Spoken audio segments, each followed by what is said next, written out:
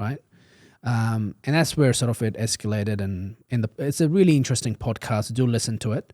It's very eye opening, and Riley does give Kellie Jay Keen a shout out as well for the work that she's doing. Obviously, I've had my spat with her on X. It seems like you can't question women these days. Yes, yeah, that's the interesting thing about some of my following as well. I gained a few followers after attending, not only attending like the second Let Women Speak event last year, like in September or whatever it was, but also being very vocal and kind of, posting a lot about the initial, violent Let Women Speak event in March last year.